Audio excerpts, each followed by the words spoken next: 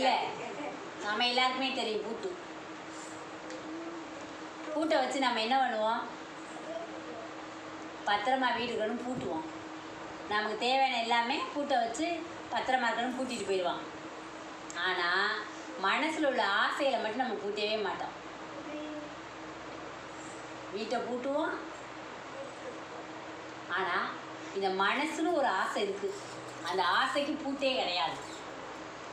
போதும்னு சொல்லி ஏதாச்சும் நம்ம நினச்சிருக்கோமா? எழுந்திரிக்கிறோம், சமைக்கிறோம், சாப்பிட்றோம், கடவுள் இன்றைக்கி நம்மளுக்கு பசியாரமாக சாப்பாடு கொடுத்துருக்கா, இந்த சாப்பாடு போதும்னு நினைக்கிறோமா? எதையுமே போதுன்ற மனசே நமக்கு இல்லை, இன்னும் வேணும். மனசில் எப்படின்னா அடுத்தடுத்து எனக்கு இது வேணும், அது வேணும், இது வேணும், ஆசை. ஆசையை நடிக்க ஓடுறோம். வாழ்க்கையில் வந்து ஒரு மனுஷன் என்ன வேணும்ங்கிற நம்மளுக்கு நீண்ட ஆயுள் வேணும் கேட்கணும். தெய்வத்திட்ட என்ன கேட்கணும்? சொத்து வேணும், சுகம் வேணும், வசதி வாய்ப்பு வேணும், வீடு 10 மாடி வீடு வேணும், 100 ரூபாய் நகை வேணும்லாம் கேட்கக்கூடாது. நம்ம இந்த பூமியில் வாழ்கிறதுக்கு உயிர் வேணும். 100 ரூபாய் நாயை வாங்கி வச்சுட்டு என்ன பண்ணுறது? அதனால் இந்த ஆத்தா நத்தது மாதிரி ஆத்தாட்ட எதை பூட்டணுமோ அதை பூட்டிட்டு, ஆசைன்றதை பூட்டிட்டு வாழ்க்கையில் எங்களுக்கு உயிரை அடுத்ததையும் கேட்கணும். நம்ம நகை போடுறதா கேட்கக்கூடாது. வீடு ஏன் நம்ம வீடு இல்லாமல் அக்கா வீதியில் வாழ்கிறவங்களும் பூமியில் வாழ்ந்துகிட்டே போயிட்டுருக்காங்க. நமக்கு என்ன வேணும்?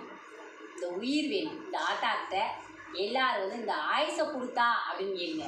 கைகால் சௌகரியத்தை கொடு. ஒரு இடத்துல இருந்து மற்ற ஒரு இடத்துக்கு போகிறதுக்கு நடந்து போகிற அளவுக்கு எங்களுக்கு சக்தியை கொடு. உழைச்சி சாப்பிட்றதுக்கு கையை சுறுசுறுப்பாக கொடு. எங்கள் உடம்பை கொடு. தெம்பாக இருந்தால் போதும், சமைச்சு சாப்பிட்ருவோம். யாருமே எங்களுக்கு நீண்ட ஆயில தானே யாரும் கேட்குறாங்களா இல்லையோ, ஆனால் காசு வேணும், பணம் வேணும், எங்களுக்கு வீடு வேணும், சொத்து வேணும் எல்லோரும் கேட்காமா? எல்லாருமே நீண்ட ஆயில கேளுங்க. இந்த தாயிட்ட நாங்கள் சந்தோஷமாக இருக்கிறதுக்கு இந்த ஆயுசை கொடுத்தான்னு கேளுங்க, நிம்மதியை கொடுத்தான்னு கேளுங்க. சரியா? அதுக்கு பின்னாடி நம்மளுக்கு வாழ்கிறதுக்கு அவளே ஆத்தாவே கொடுப்பான், எல்லாமே கொடுப்பான். நம்ம கேட்குறது இதை கேட்கணும். ஒரு சிலர் எனக்கு அது வேணும் கொடுக்குற மனசு இருக்குது ஆத்தாட்ட. நம்ம என்ன கேட்கணும்? எனக்கு ஆயுசை கொடுத்தா இந்த பூமியில் நாங்கள் வாழ்கிறதுக்கு.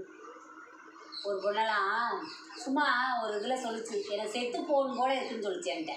சாமி பார்க்க வந்தவளே எனக்கு இருக்கவே பிடிக்கல, செத்து போகணுன்னு சொல்லிச்சு. நான் சொன்னி ஏத்தா நீ செத்து போயிடுவேன், 3 பிள்ளை உன் வீட்டுக்காரர் என்ன வாங்கி கேட்டி. அப்போ அதுக்கு பெருசாக தோணலை, அதுக்கு ஒரு பிரச்சனை, அதை சொல்லி நான் செத்து போகலாம் போல எனக்கு தோணுது அப்படின்ச்சு. அதே ஒரே வாரத்தில் பிள்ளை பாம்பு அடிச்சிருச்சு. ஒரே வாரத்தில் பாம்பு அடிச்சிருச்சு. ரோட்டில் நடந்து போயிட்டு பாம்பு அடிச்சிருச்சு.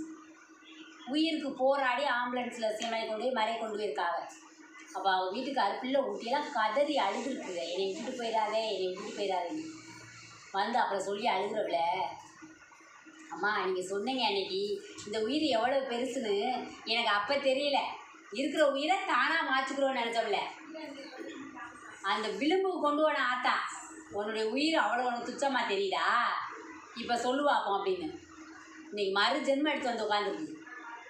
இப்போ கேட்டி அன்னைக்கு நீ செத்து போகலான்னு சொன்னியே, இன்னைக்கு இப்படி அழுகிற. என் புருஷன் ஐயோ எனக்கு எதுவுமே தெரியாது, என்னை விட்டுட்டு போயிடாதேன்னு சொல்லி அழுதாருமா. என் பிள்ளைகளாம் அம்மா நீ இல்லைன்னா நாங்கள் எப்படி வாழ்வோன்னு கேட்டுச்சு, அழுதுச்சுக்கம்மா. பக்கத்தில் இருந்தவங்களாம் சொல்கிறா கதறி கதறி அழுதாங்களாம் அப்படின்னு சொல்லி என்கிட்ட அழுகுது. அப்போ தான் நான் கேட்டி அன்றைக்கி சொன்னேன் செத்து போயிடுறது போல இருக்குமா எனக்கு அப்படின்னியே. நல்லா இருந்த உயிரை செத்து போகணும்னு நினச்சேன், ஆனால் கடவுள் நீ விதின்னு ஒன்று வந்துச்சே, இப்போ மறு ஜென்மம் எடுத்துருக்கு. இப்போ அந்த மனசு என்ன சொல்லுது அப்படின்னு கேட்டி, இந்த உயிரை பற்றி என்ன நினைக்கிற அப்படின்னு கேட்டி. நான் நினச்சது தப்புத்தேன், மன்னிச்சுருத்தா. இன்றைக்கி அந்த ஆத்தாக்கிட்ட அந்த பாம்பு கடித்ததுமே பூக்குழி இறங்குது தாயி, எனக்கு உயிரை பிச்சையாக கொடுன்னு கேட்டுச்சான். என் பிள்ளைக்காக புருஷனுக்காக அந்த உயிரை பிச்சையாக கொடுன்னு கேட்டுச்சான். இன்றைக்கி வந்துருச்சு. மதுரையில் 5 நாள் ஐசியூவில் இருக்குது. இன்றைக்கி உயிரோடு வந்துருச்சு. அதனால் அந்த ஒரு செகண்ட் அந்த உசுரை எப்படி நினச்சிருக்கு பாருங்க. ஏதோ ஒரு பிரச்சனைக்காக செத்தா முடியுமா? இப்போ நினச்சி அழுகிறவள. அதனால் எல்லோரும் ஆத்தாட்ட உயிரை நம்ம கடவுள் கொடுத்தது உயிர் பெருசே சொத்து.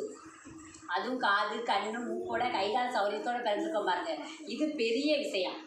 உண்மைதானேக்கா?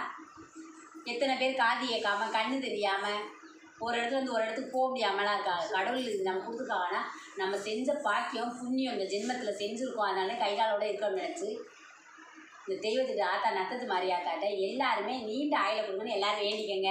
சரியா?